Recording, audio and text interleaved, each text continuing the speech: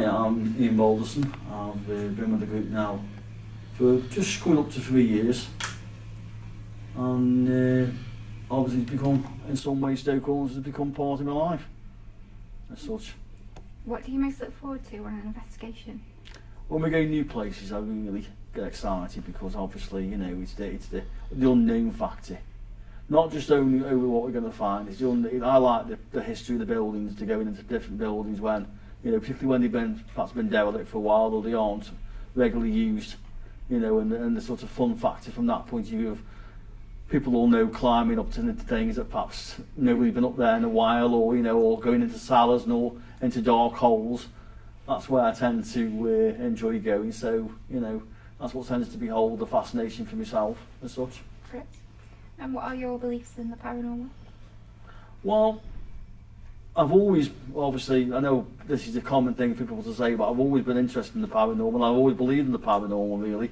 From an early age, I used to see things which I couldn't explain, which again is something that quite often people say. Never thought anything of it, really pushed it to the back of my mind. Yes, I used to see my granddad all the time. Never thought any, you know, really thought anything of it. Seen other things as well, but again, you know, didn't really believe it. A doubting mind as such, felt as though, no, perhaps it wasn't what it was, until I started doing these paranormal investigations. And all of a sudden, you know, I started to see things a bit more regular, and it couldn't be quite coincidence that I was seeing stuff. Plus the fact there was on quite a few occasions where I would see something and I would keep it to myself, and then within 10-15 minutes of me seeing it, somebody else saw the same thing. And whilst again I kept it to myself, it was rather unnerving, thinking, well, hang on, they're calling themselves a medium, and I've seen the thing either before them, or I can see what they're saying, what they're describing. Sometimes I didn't, don't get me wrong, but, you know, but quite often than not, it was quite a bit unnerving. And then I basically decided that it was recommended to me to go to a mediumship class, which used to take place on a Wednesday night, run by a medium called Lynn Hill. And basically I owe a lot of stuff to her more than anything, because she taught me so much, to more than anything to believe in myself and to not take things that I saw as being not right, basically, not to be afraid to say what I was seeing and feeling at the time. And obviously through going to her class for roughly 3-4 years off and on, but that's what's developed my skills. And whilst I wouldn't say, I sometimes I don't like calling myself a medium, to be perfectly honest with you. A medium is somebody like Lynn Hill to myself. I just call myself a sensitive, yeah. You know, because I don't particularly like using the word medium, because I think that employs some sort of professionalism. As that's not me at all, yeah. You know. Was there any one particular thing that influenced you to become an actual investigator? What I was seeing more than anything, I was interested in the paranormal, and I'd started to watch the television programme, and I'd been interested from the point of view of watching things previously involving ghosts, from when they were through programmes such as like Sapphire and Steel and Poltergeist, The Legacy and all that from years ago. And it was always something that I'd always watched, those sort of programmes or anything to do with ghosts.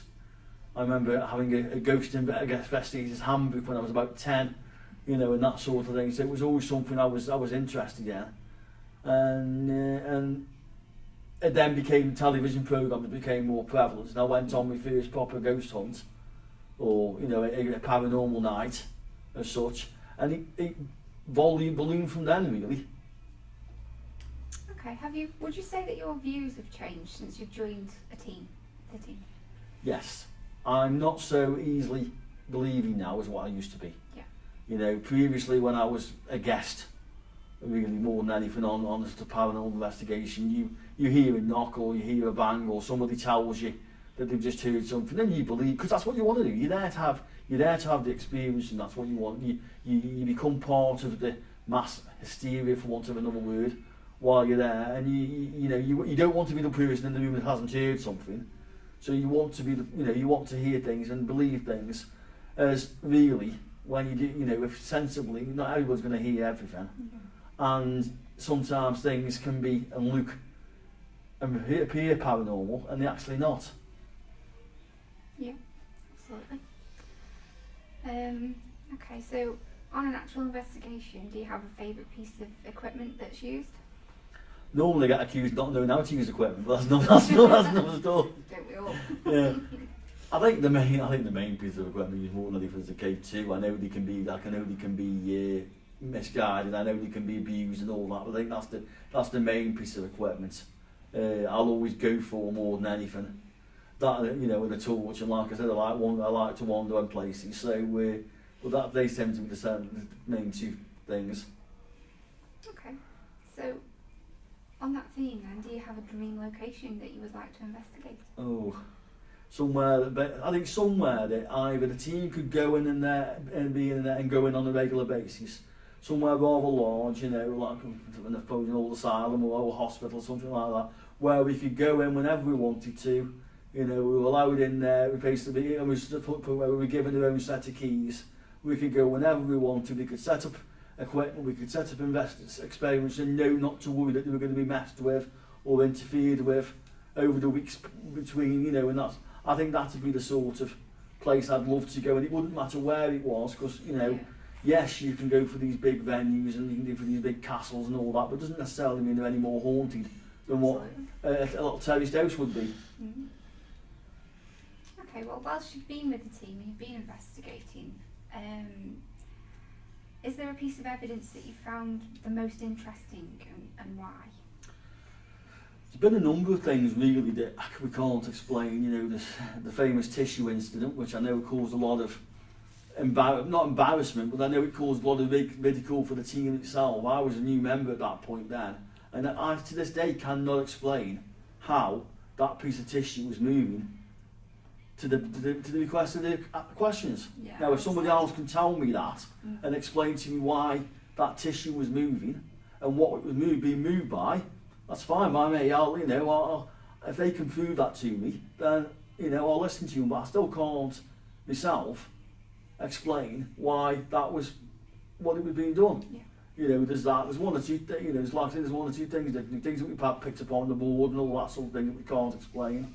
And the stuff also that's happened to myself and partly from one of my spirit guides. I won't mention his name, but partly from one of my spirit guides, which has also been quite evidence, because it answered the questions that I asked it, and it was questions that only that individual young person would know.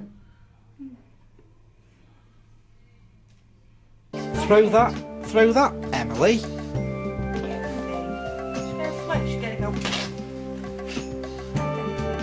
Go on, Emily, see if you can throw that kitchen serviette off.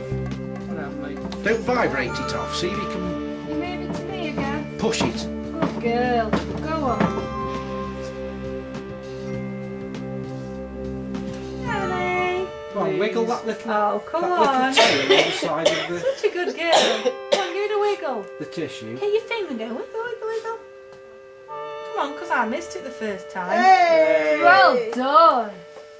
And if it was a constant breeze, it would be doing it all the time, not now and again. It's doing it on request. And we're far enough out. Far enough out for it not to be breathed. Can you do it again, please? I know we keep asking the same, Emily. Can you just do it one more time for me? Come on, sweet pea. We know you're doing really, really well, and we really appreciate it. And we love that you're interacting with us. Can you do it one more time for me, please? We're all friends, come on. Can you push it away? Oh, Andy, you made the table wobble. Yay! Yeah, go Clever on. girl. I want to see how hard you can push it. Go on. I've asked her to move it, but she's just flickering it. Go on, show me how strong you are. You can show me how strong you are, I'll be really impressed. Just watch. Are you alright? And we'll play a game. We'll play a game. If you can push that, we'll play a game. If you can push that, we'll play a game. Come on. Show us what you can do. Come on. On my trouser. To be able to see and hear something. Now we can see the tissue. Can you ring the bell for me? No, the bell is in the corner. Okay, do you believe that documenting investigations has any real benefits? Yes, most definitely. Mainly because it's trying to not prove the fact, Because I think no matter what evidence you get, I think there's always somebody who will doubt what you've put. There's always somebody who will point the finger and say, well, no, that's fake, or you photoshopped that, or that's not right. I've seen stuff that I wish I have had camera proof at the time. Not with the current group, obviously, Stoke Haunted I was with, but with a previous group I was with for a short period of time. There was one particular occasion where we went down to a cellar of a pub. It's a pub, quite a well-known pub in Cannock. I won't actually say the name, but it's quite a well-known pub that's noted for supposedly being haunted. And we were having tea lights thrown at us on demand in the cellar.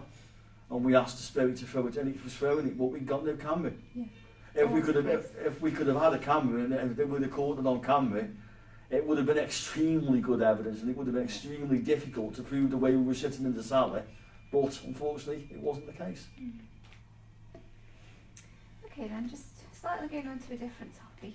Stoke Haunted prides itself on being a mixed bunch of skeptics and believers. Do you think this helps on investigations, or do you think a team of all believers would be a good thing?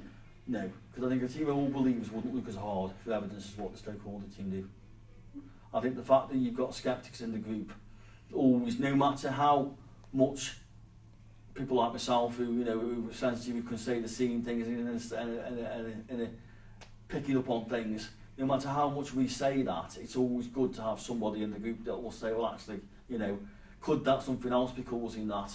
Because it makes you think yourself, and it makes you realise, and you know, and there has been occasions where if I've not seen something, I thought I've heard something, and then someone said, well, actually, no, hang on a minute, that could have been that. And when you actually look at it, you know, it was that, it was the case. And unfortunately, you know, it wasn't paranormal activity, it was something else. So I think it's always important to have a mixture. Okay, what piece of evidence would totally convince you that there is life after death? I think for me, it would have to be, you know, a photograph that we managed to take of a fully formed apparition, basically.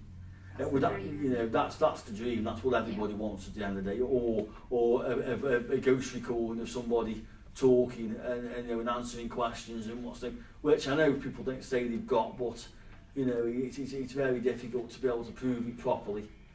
And you know, and I think that would be the sort of dream footage as such.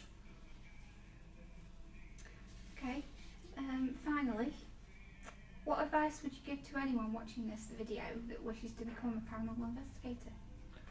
I think the most important thing is to not have a thick skin, because unfortunately you do get ridiculed, you do get picked apart, you get overpowered. Unfortunately, in the industry, it seems to be a very cutthroat industry where it's very difficult to make friends in the paranormal business. People are quite happy to be your friend one day and stab you in the back the next day. You know, and that's the sort of thing that was. And the other thing as well is like I've said earlier, is to go in there with an open mind. If you go in there thinking that everything you see or do is paranormal, then you'll do it. Don't get me wrong. If that's how you want to be, then that's fine. But you're never going to really get anywhere, because as far as you're concerned, you're producing evidence every time, and what you're producing is the paranormal, and yet really it isn't.